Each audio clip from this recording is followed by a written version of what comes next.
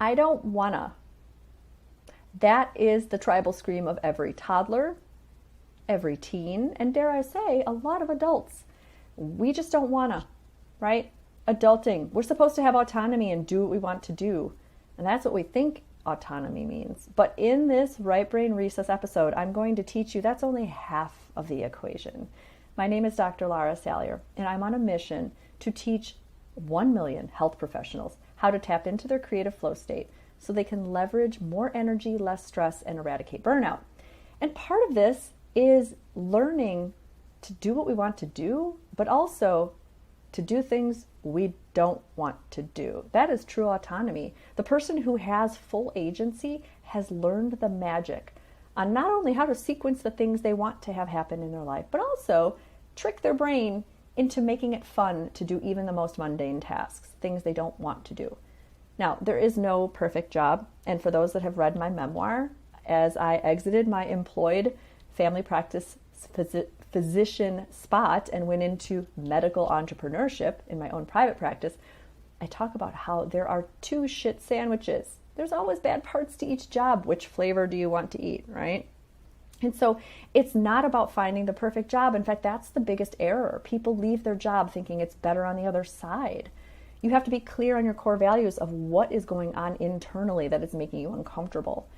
And so most of the coaching that I do for physicians and even the keynote talks, we talk about looking at your current state and seeing how you can infuse autonomy, even in the littlest tasks that you don't like doing, but it's part of your shit sandwich. So there are a few techniques I'd like to share with you. How you can learn to be more autonomous in what feels like a rigid situation. First is you want to simplify. Simplify everything you do.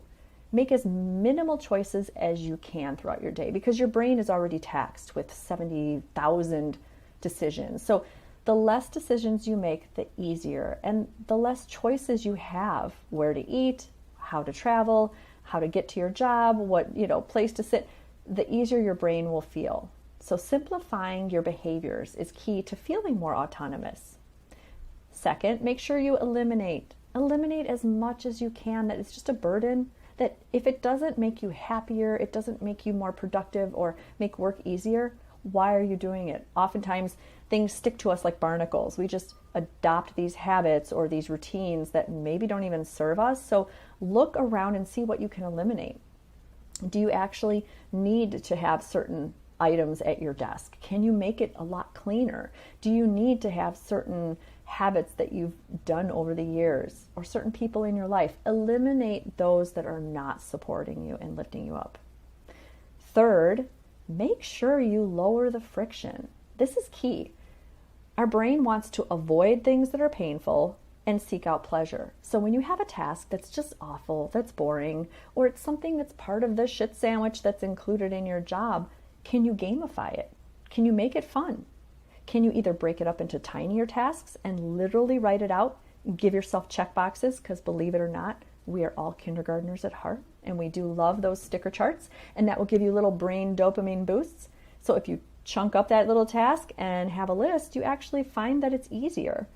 Or can you find some way to lower friction? If you have to attend that meeting at 7 in the morning, perhaps getting everything ready the night before, your coffee's set to brew, your clothes are ready to go, even those simple things, it's common sense, but it really can help it be easier for you to have less friction to do the things that you don't want to do.